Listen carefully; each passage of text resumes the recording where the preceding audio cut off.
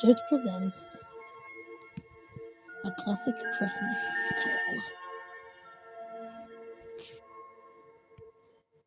The Polar Express. Illustrated and written by Chris Van Allsburg. Narrated by me.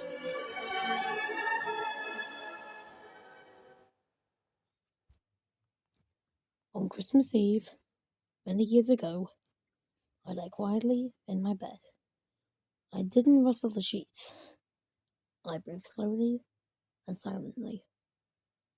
I was listening for a sound a friend had told me I'd never hear.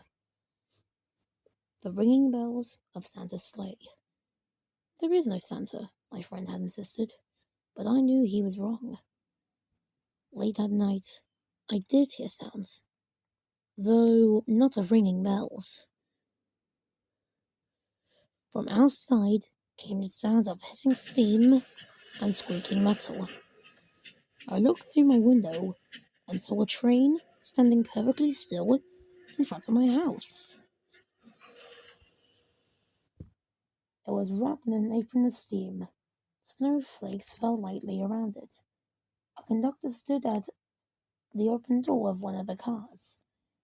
He took out a large pocket watch from his vest, then looked up at my window. I put on my slippers and robe. I tiptoed downstairs and out the door. "All aboard!" the conductor called out. I ran up to him. "Well, you're coming?" he said. "Where?" I asked.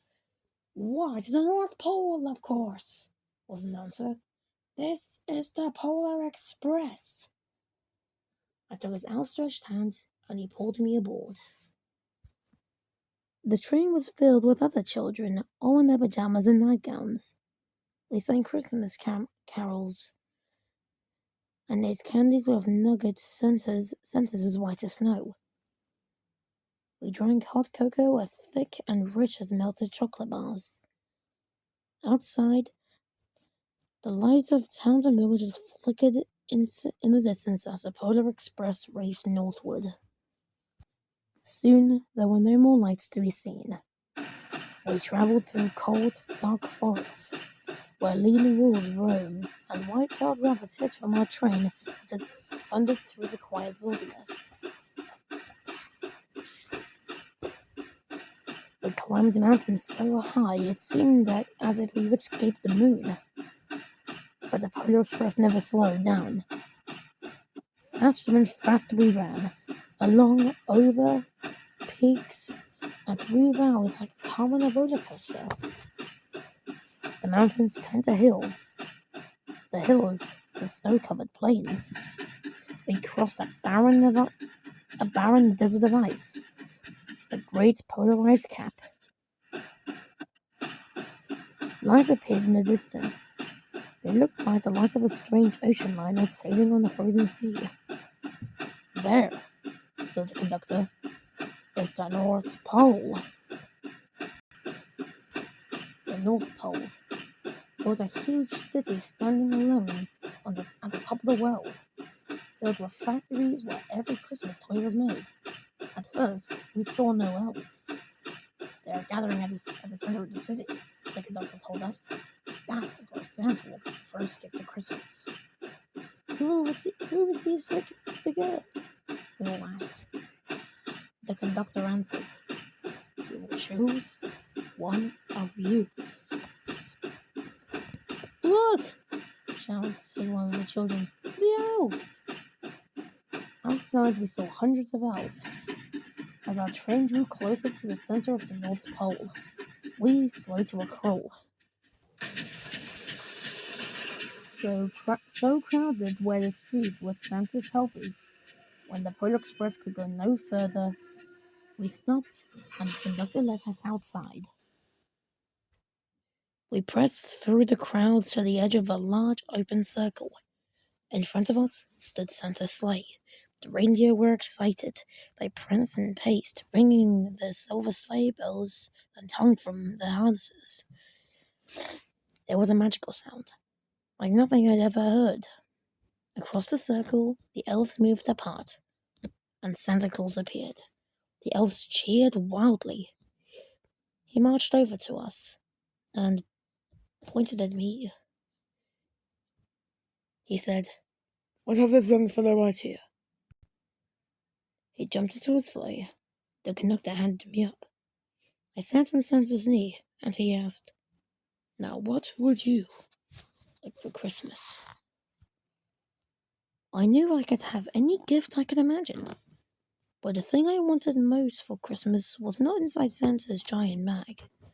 What I wanted more than anything was one silver bell from Santa's sleigh.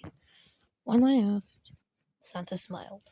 Then he gave me a hug and told an elf to cut a bell from a reindeer's harness. The elf tossed it up to Santa. He stood, holding the bell high above him, and called out, "The first gift of Christmas!" A clock struck midnight as the elves roared their approval. Santa handed the bell to me, and I put it into my bathrobe pocket. The conductor helped me down from the sleigh. Santa shouted out the reindeers' names and cracked his whip. His team charged forward and climbed into the air. Santa circled once above us, then disappeared into the dark polar sky.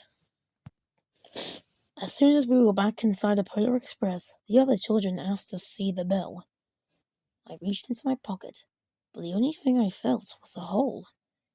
I had lost the silver bell from Santa Claus's sleigh. "Let's hurry outside and look for it," one of the children said. The train gave a sudden jerk, and we started moving. We were on our way home.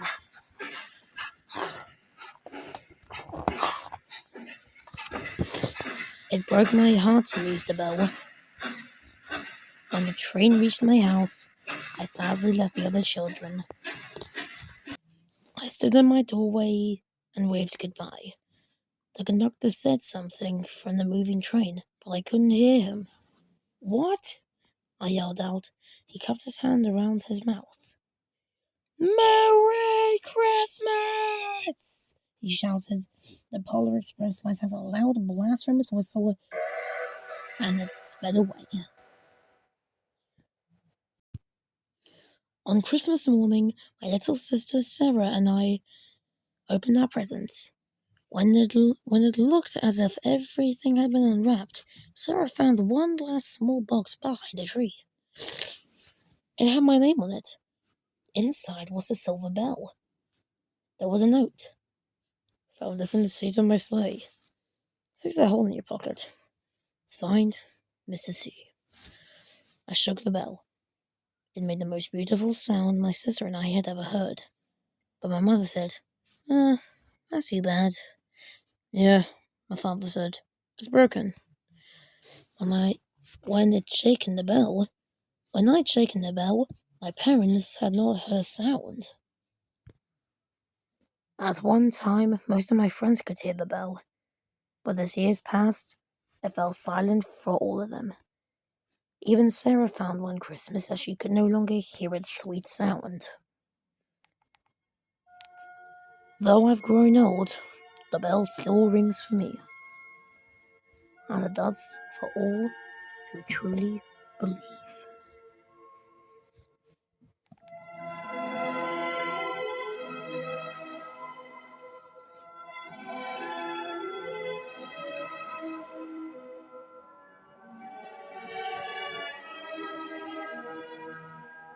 The end.